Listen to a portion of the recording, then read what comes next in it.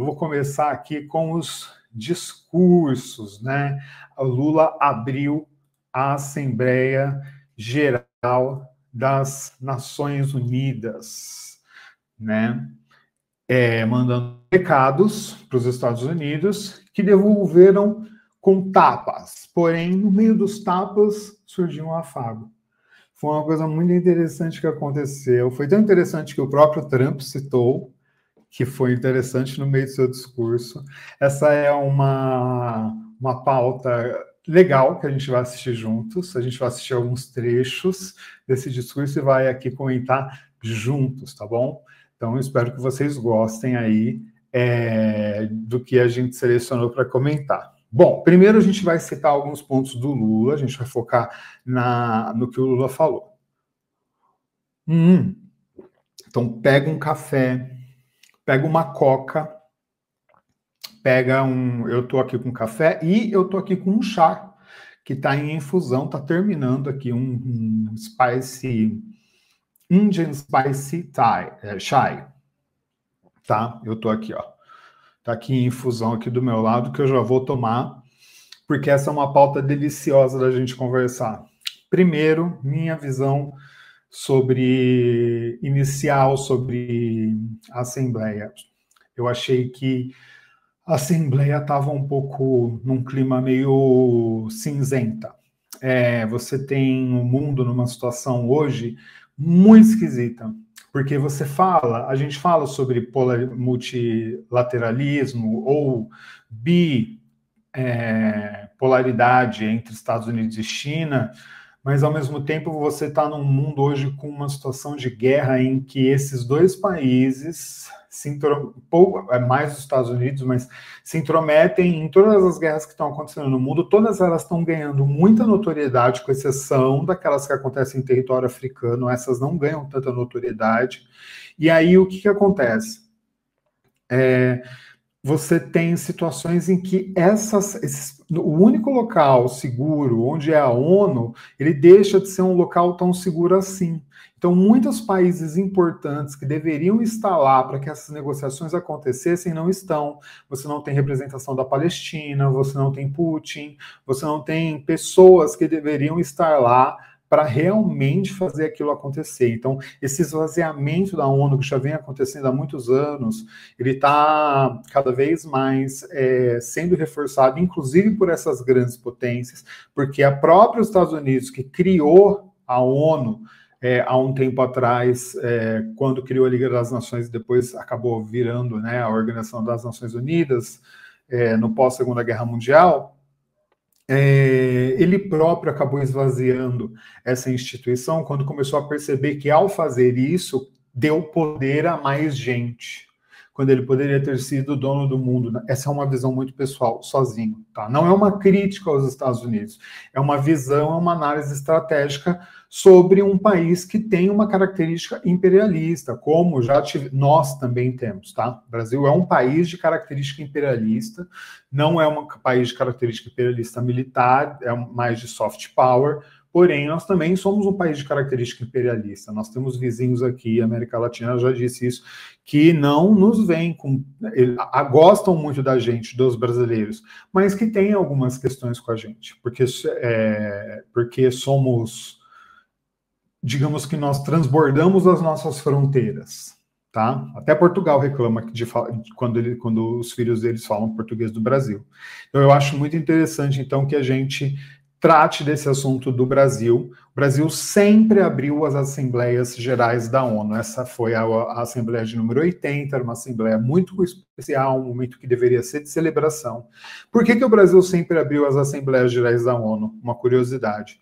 O Brasil sempre abriu as Assembleias Gerais da ONU porque a ONU, quando começou com as Assembleias Gerais, nenhum país queria abrir. E aí o Brasil se ofereceu para abrir. Ao fazer isso, o Brasil acabou ganhando esse assento cativo. E assim, ele permaneceu sendo o país que para sempre, protocolarmente, abre a Assembleia Geral. E por ser um país que se dá bem com todo mundo, ele acabou sendo um país em que não havia oposição, de que se fizesse esse discurso de abertura. Então, isso é uma coisa que para nós acabou virando uma coisa de ouro, porque você imagina, hoje, esse lugar na abertura da Assembleia Geral das Nações Unidas, esse primeiro dia, é um dia muito especial, porque é o dia onde acontecem os principais discursos, tanto que logo depois do Brasil vem os Estados Unidos há alguns anos já. Então, muito parabéns, Brasil. A chancelaria brasileira, desde sempre, desde a época de Dom Pedro, sempre muito boa, tá, gente? A diplomacia brasileira internacional sempre muito, muito, muito boa, tá? Itamaraty, bomba, muito, muito bem. E aí, o que acontece? Você tem o discurso do Lula, e o Lula traz alguns pontos nesse discurso que são muito fortes, tá? Vamos lá, vamos falar. Quais são os pontos que estão aí bem fortes no discurso do Lula? Bom, começa da seguinte forma. Eu vou destacar aqui a primeira pauta. Eles estão editados, tá? Essa que eu trouxe em vídeo, para vocês verem, que é quando o Lula fala especificamente sobre a defesa da soberania, das instituições e da democracia no Brasil. Então, eu vou pôr para vocês darem uma olhada. Vai ser, talvez dê uma baguncinha aí, mas vocês fiquem comigo aqui, tá? Então, vamos começar. Vamos ver essa parte primeiro. A agressão contra a independência do Poder Judiciário é inaceitável. Essa ingerência em assuntos internos conta com o auxílio de uma extrema-direita subserviente e saudosa de antigas hegemonias. Falsos patriotas arquitetam e promovem publicamente ações contra o Brasil. Não há pacificação com impunidade. Há poucos dias, e pela primeira vez em 525 anos de nossa história, um ex-chefe de Estado foi condenado por atentar contra o Estado Democrático de Direito. Olha, vou dar uma pausa aqui para falar uma coisa.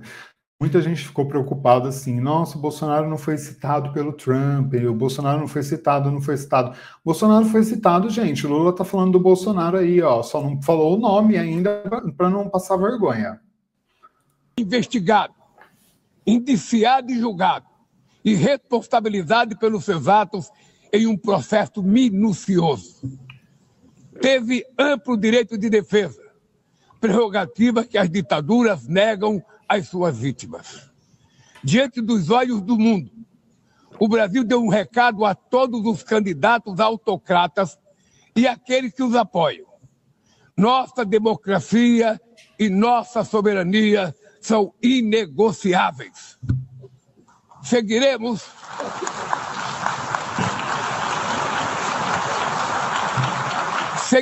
como nação independente e como povo livre de qualquer tipo de tutela. Democracias sólidas vão além do ritual eleitoral.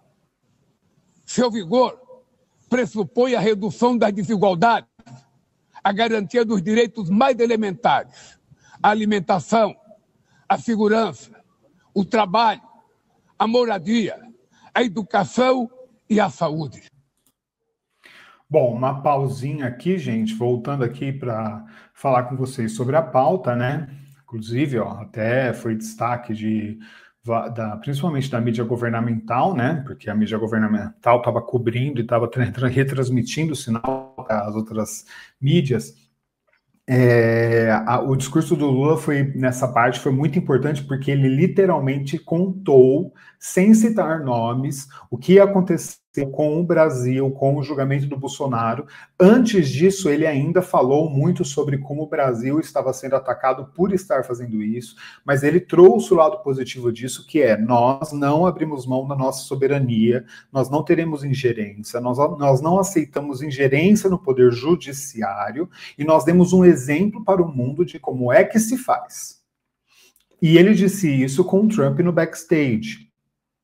O Trump, todo mundo já viu a foto, todo mundo já sabe, né? Eu devia ter trazido aqui, mas é que não trouxe, de que ele assistiu e ouviu o discurso do Lula do começo ao fim inteirinho. A gente acha o Trump bastante ignorante, às vezes ele na verdade, ele fala muita merda, né? Mas o Trump, ele é uma pessoa, na verdade, muito esperta, que ele é uma pessoa de impulsividade. E ali, naquele momento, ele falou, eu vou conhecer esse tal, eu acho que ele pensou, ele já estava recebendo informação, né, sobre a divergência entre o que ele recebia, talvez, da Trump, do Eduardo Bolsonaro e do Paulo Figueiredo, que dizia que o Brasil estava vendo uma ditadura do judiciário, e aí, de repente, ele começa a receber informação sobre este homem, né? E aí, talvez, ele começou a diminuir o tom crítico em relação ao governo, né? Aqui, talvez, no discurso dele, o Trump tivesse até coisas para falar sobre o Bolsonaro, mas elas não foram ditas. Por quê?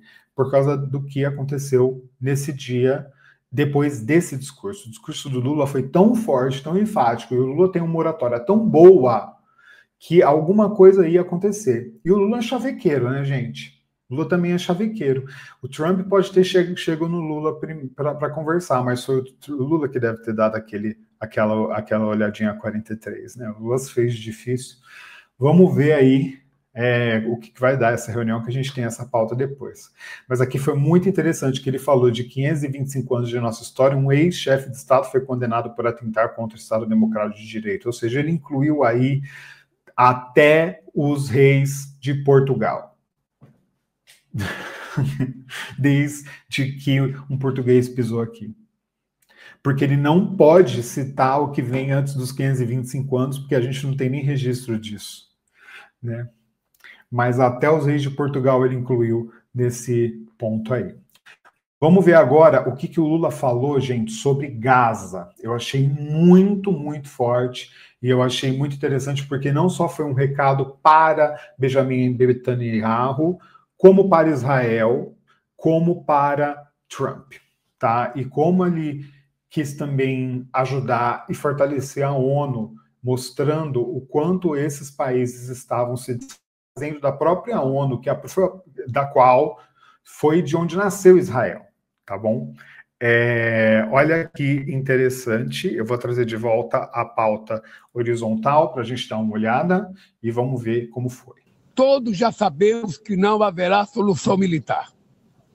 O recente encontro no Alasca despertou a esperança de uma saída negociada. É preciso pavimentar caminhos para uma solução realista. Isso implica levar em conta as legítimas preocupações de segurança de todas as partes. A Iniciativa Africana e o Grupo de Amigos da Paz, criado por China e Brasil, pode contribuir para promover o diálogo. Nenhuma situação é mais emblemática do que o uso desproporcional e ilegal da força do que a da Palestina. Os atentados terroristas perpetrados pelo Hamas são indefensáveis sob qualquer ângulo, mas nada, absolutamente nada, justifica o genocídio em curso em Gaza. Ali, sob toneladas de escombros, estão enterradas dezenas de milhares de mulheres e crianças inocentes. Ali também estão sepultados o direito internacional humanitário e o mito da superioridade ética do Ocidente. Esse massacre não aconteceria sem a cumplicidade dos que poderiam evitá-lo. Em Gaza, fome é usado como arma de guerra e o deslocamento forçado de populações é praticado impunemente. Quero expressar minha admiração aos judeus que, dentro e fora de Israel, se opõem a essa punição coletiva. O povo palestino corre o risco de desaparecer. Só sobreviverá como um Estado independente integrado à comunidade internacional. Essa é a solução defendida por mais de 150 membros da ONU, reafirmada ontem aqui, nesse mesmo plenário, mas obstruída por um único veto. É lamentável que o presidente Mahmoud Abbas tenha sido impedido pelo país anfitrião de ocupar a bancada da Palestina nesse momento histórico.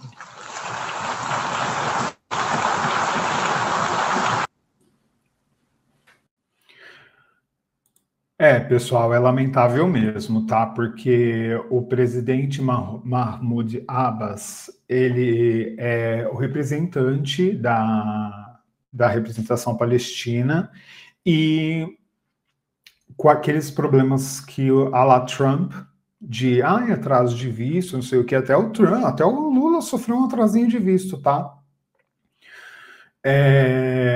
Ele não conseguiu ir para os Estados Unidos.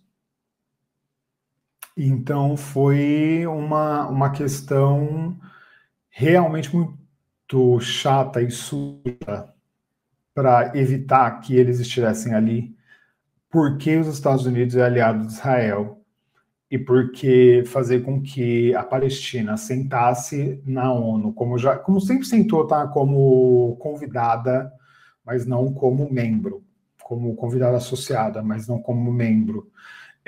Mas dessa vez ela está numa situação, a Palestina, em que não só ela está sofrendo a chacina que está acontecendo em Gaza pelo povo de Israel, como pelo povo não, pelo exército de Israel, porque o povo de Israel não é totalmente 100% a favor disso daí, tem uma boa parte do povo de Israel que é contra o que está acontecendo exatamente em Gaza.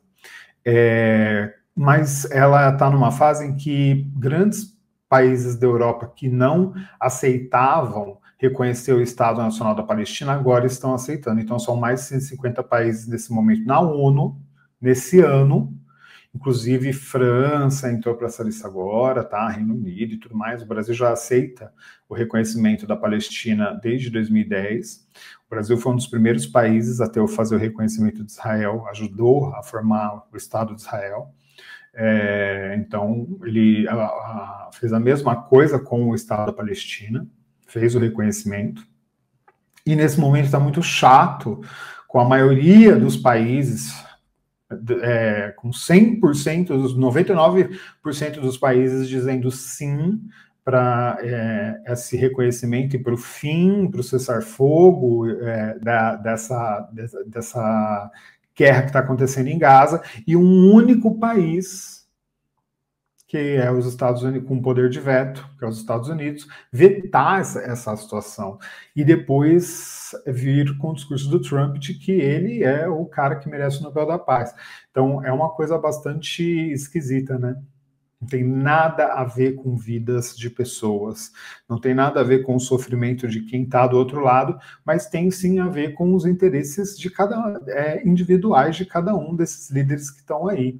E dá para ver quem é que de fato está para o serviço público e quem de fato está para o serviço de si mesmo. É uma questão que a gente precisa tratar num próximo vídeo. A questão do multilateralismo versus o mundo bipolar, e é uma coisa que eu estou pensando em trazer para vocês. Tá?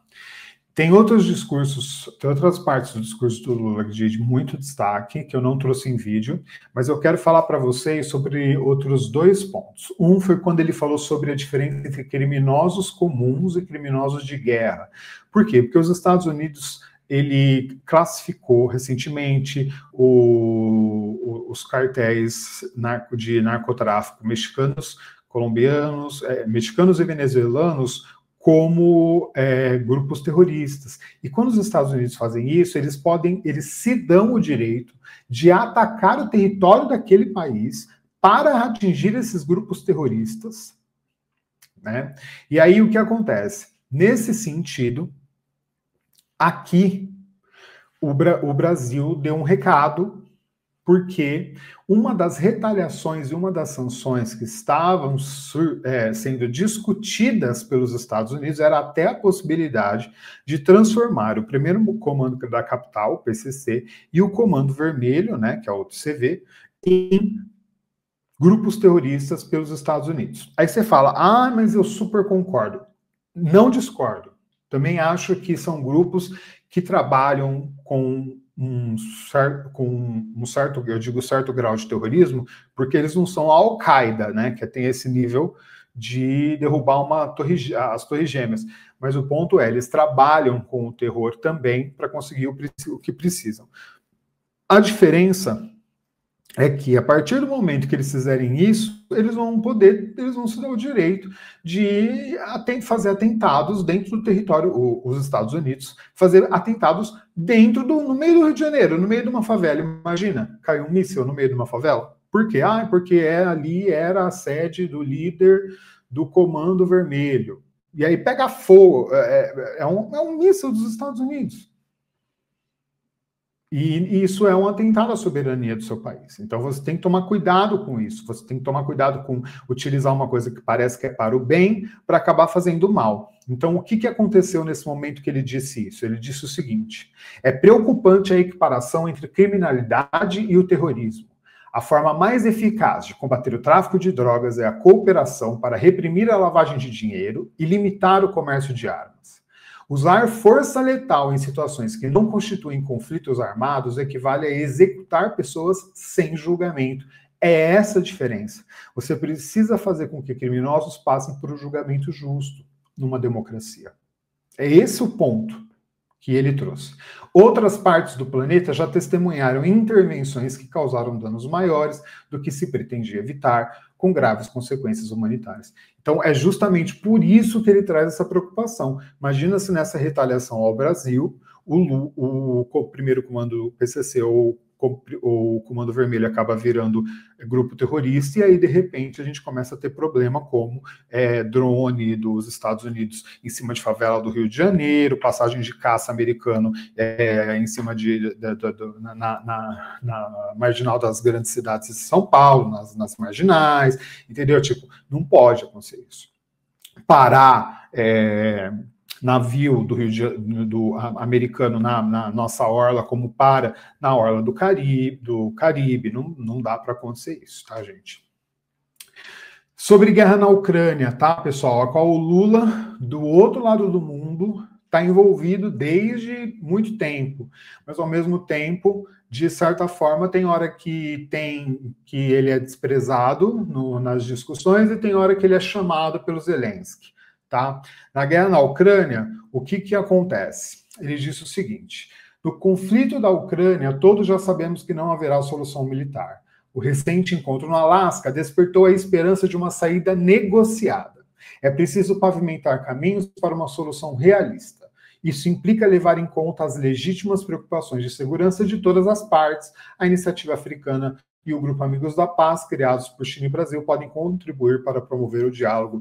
E ele está sendo, acho que, inteligente, não de falar do Grupo Amigos da Paz, mas ele pode, por exemplo, falar, acho que o que ele diz é, cara, sai dessa discussão acontecendo da forma negociada, da forma como ela está sendo negociada, diretamente via Estados Unidos e faz uma negociação intermediada por outros países.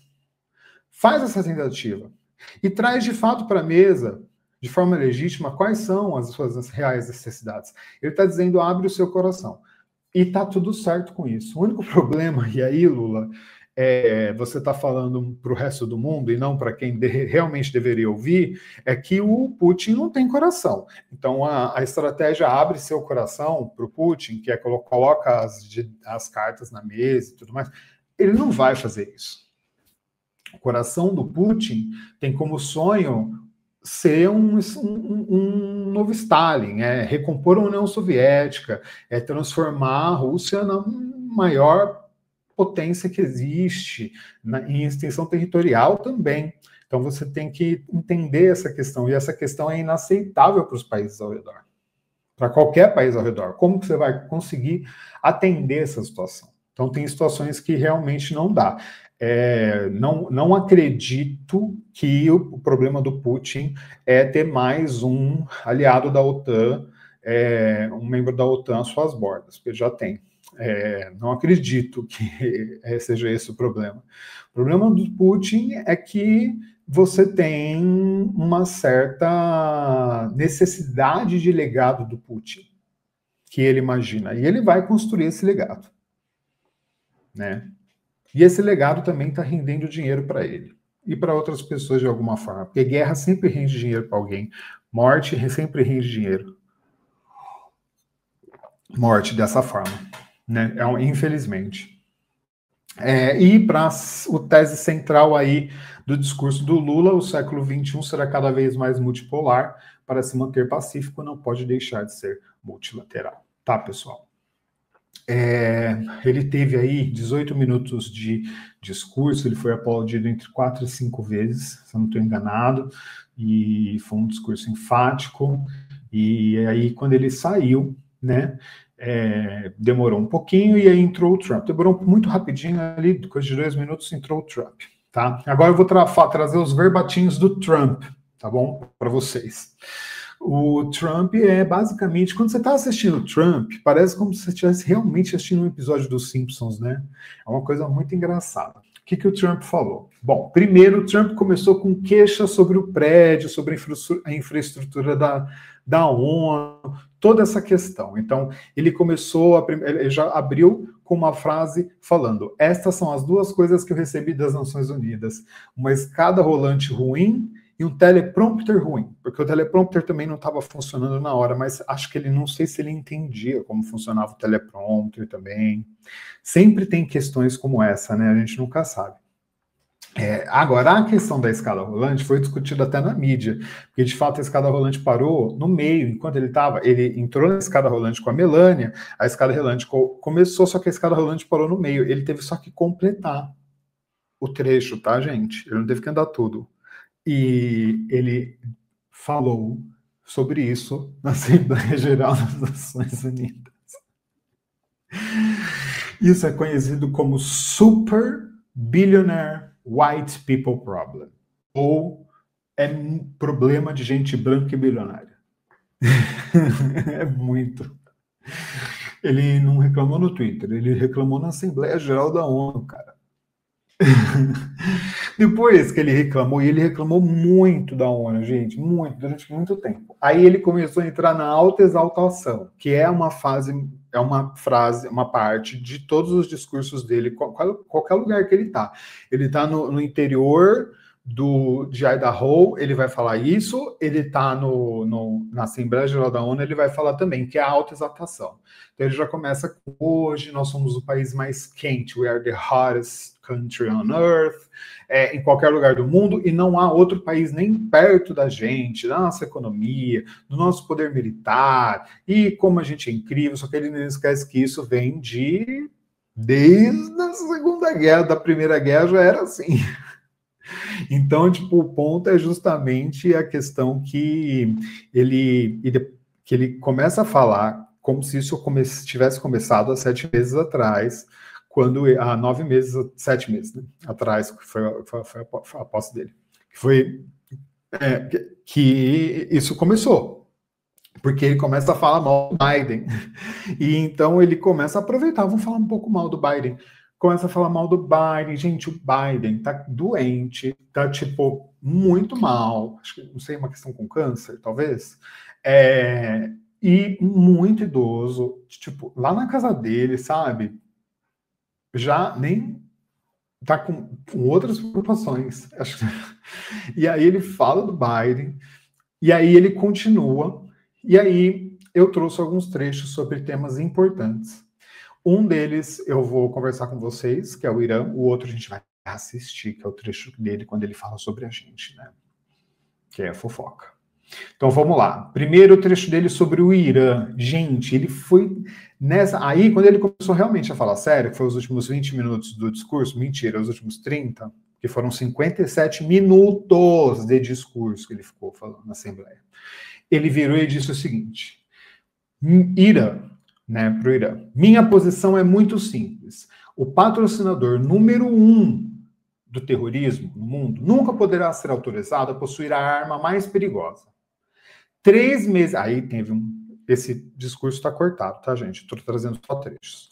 3 meses atrás, na Operação Martelo da Meia-Noite, 7 bombardeiros B-2 lançaram 14 bombas de 30 mil libras contra a instalação nuclear-chave do Irã, obliterando tudo. Com a capacidade de enriquecimento demolida, imediatamente intermediei o fim da guerra de 12 dias entre Israel e Irã. Essa informação, isso é o que está no discurso do Trump, mas essa informação, tá, já está sendo contestada por checagens independentes de órgãos da imprensa, com algum leve contexto crítico, inclusive, tá? Alguns falam que a guerra não acabou, outros falam que as armas não acertaram os devidos targets, né? Então, na verdade, ou seja, ele disse um negócio que já está sendo super contestado. Aí vem a parte que mais nos interessa, que é a parte sobre Brasil e Lula. E para isso eu vou de novo lá para inverter de lugar para mostrar para vocês. Brazil now faces major tariffs in response to its unprecedented efforts to interfere in the rights and freedoms of our American citizens and others, with censorship, repression, weaponization, judicial corruption, and targeting of political critics in the United States.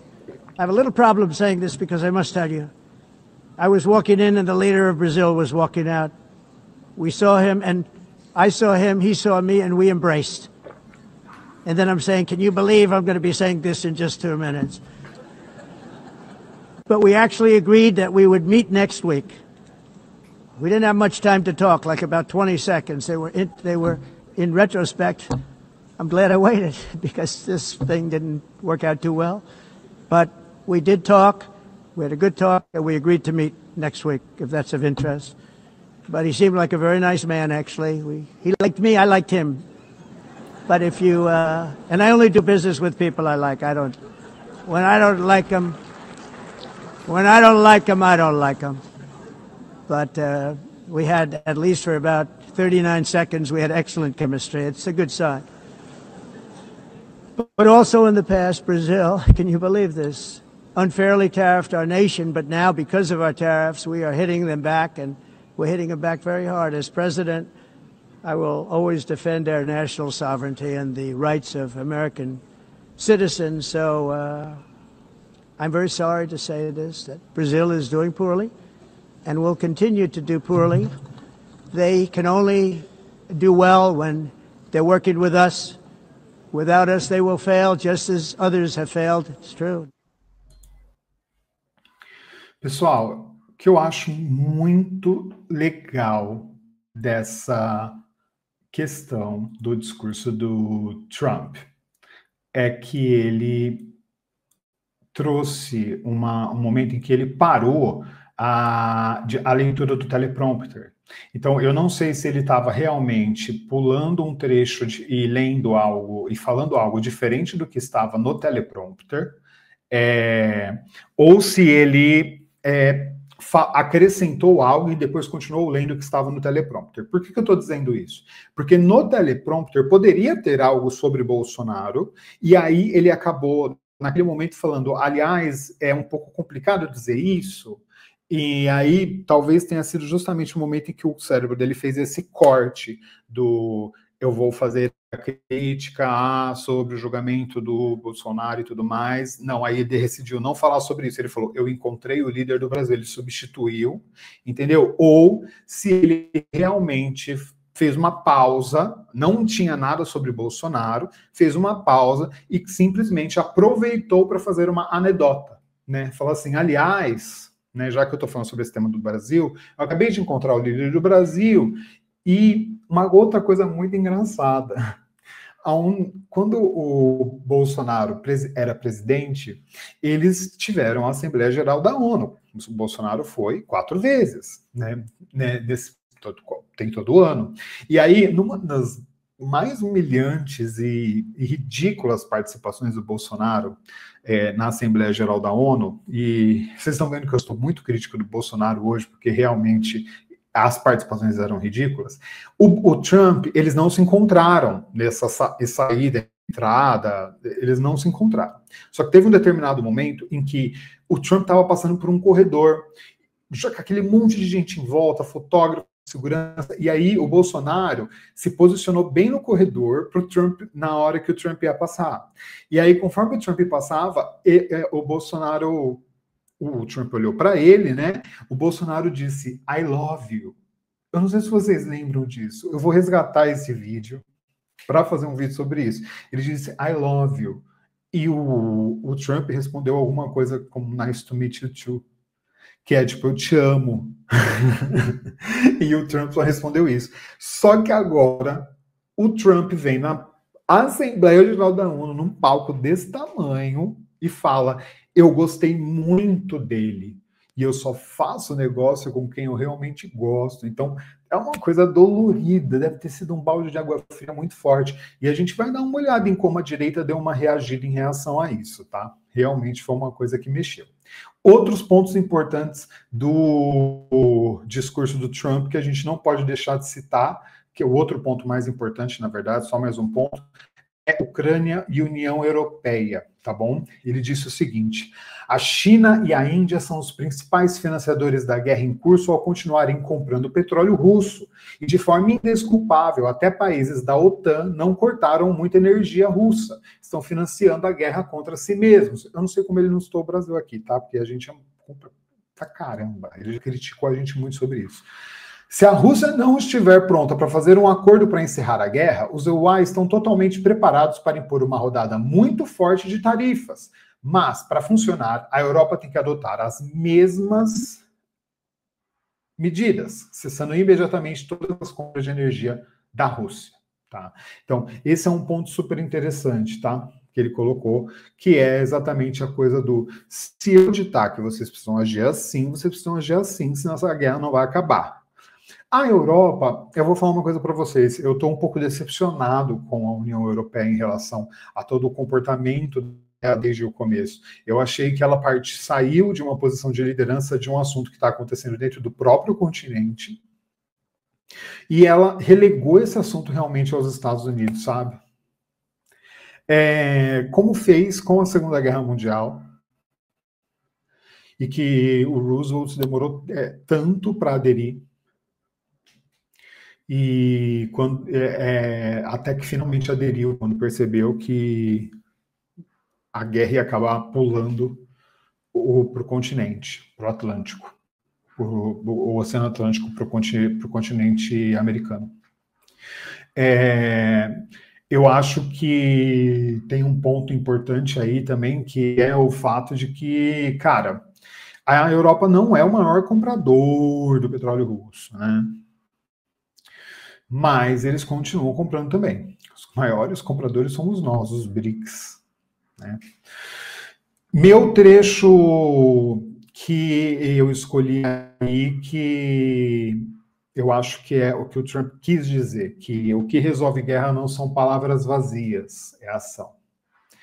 Né, que é um pouco da síntese dessa postura dele de rejeitar multilateralismo, tá? E advogar essa coisa da coerção unipolar, que é tipo, essa coisa de botar um monte de gente para conversar não vai resolver nada. Eu tenho mesmo que pegar um fortão lá que vai ficar cuidando, o inspetor, que vai cuidar de todo mundo. Agora, aconteceu uma coisa muito, muito besta, né? Olha lá. Também tem aqui a matéria da Reuters para mostrar para vocês, que eu acho que é super importante, né? Que ele manda falar para os líderes que eles vão, todos os seus países vão para o inferno num discurso combativo na União Europeia. Então ele foi realmente bastante agressivo, arrogante, né? Só na parte do Brasil que foi o sorriso dele surgiu, foi só nessa parte. Mas o Brasil tem essa habilidade, né, de fazer as pessoas sorrirem. Também tem uma outra sugestão para vocês, que é justamente o acompanhamento em tempo real da Folha. Tá? Lá tem em tempo real todos os dias discursos de vários líderes e várias coisas que eles disseram. Líderes de várias nações, gente, muito interessante, não deixem de acompanhar. Então vai lá no Google, procura a Folha, Assembleia Geral da ONU, você vai achar a matéria que está sendo atualizada o tempo todo. Bom, teve uma coisa que aconteceu muito também engraçado dentro dessa pauta, que é um spin-off. E eu vou dar de surpresa para vocês. Quem lembra de Alan dos Santos? Alan dos Santos era um blogueiro de direita, extrema direita, né? Durante o período do Bolsonaro, brilhou no Brasil, teve uma audiência imensa, porém, num determinado momento, conforme as coisas foram virando, principalmente no período pós-pandêmico, ele acabou se mudando para os Estados Unidos e lá está declarando-se exilado lá, né, nos Estados Unidos. Também eu não sei se tem, eu sei que tem questões de processos de fake news contra ele aqui rolando, então não sei se a questão é voltar e perder o passaporte, não sei se ele está lá como exilado político. Isso é uma pesquisa que eu preciso fazer. Porém, eu sei que ele está lá nos Estados Unidos, onde ele pode criar, porque aqui os canais dele estão todos derrubados por causa de questões judiciais, e aí, de repente, a Folha encontra ele. Vamos ver o que aconteceu? Eu vou pôr aqui para vocês verem o que aconteceu. Livre, livre, livre aqui. Vai ter que filmar o cara com o brasão no PF. Não pode encostar o dedo. Mas por que você resolveu vir aqui? Eu vim aqui para provar que eu sou livre. Eu não pertenço a essa ditadura maldita. Vou entrar ao vivo aqui agora na timeline. O discurso do Trump te surpreendeu? Na parte ligada ao Lula? Sim. Não surpreendeu não, não sei dizer. Você acha que isso é uma sinalização de que ele está mais... Acho que tem um ponto interessante aí, voltar um pouquinho, que é, ele disse sim, não, esse ato falho. O discurso, a jornalista foi muito sagaz. Eu não sei se essa voz é da Júlia Shaib, tá? Que é a jornalista que estava conversando com ele na hora, mas ela viu, que é responsável pela matéria, mas ela virou e disse o seguinte: o discurso do Lula te surpreendeu? Assim, no meio de uma conversa, como quem não quer nada, ela soltou. E aí o cérebro dele caiu na armadilha e falou sim, não. Olha o ato falho. Sabe quando você chama seu ex-namorado ou sua ex-namorada pelo... seu namorado ou sua namorada pelo nome da ex ou do ex, sem querer, que você ainda ama? É tipo isso.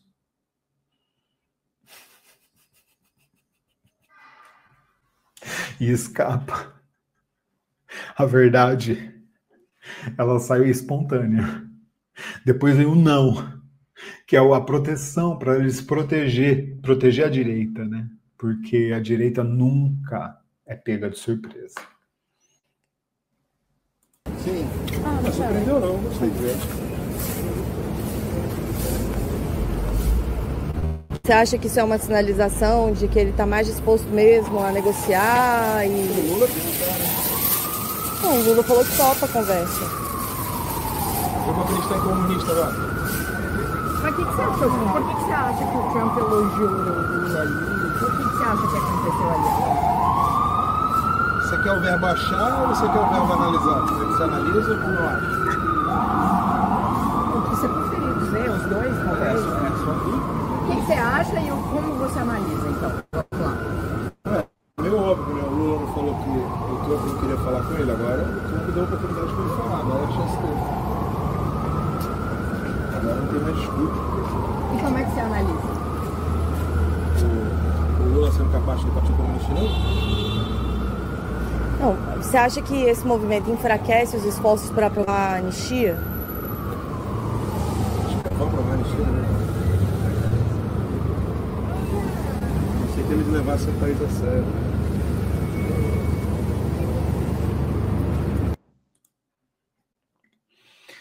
A não ser que eles levassem o país a sério. Então fica aí o entusiasmo de Alan dos Santos com o que está acontecendo, não só nos Estados Unidos, como no Brasil, para fechar essa pauta.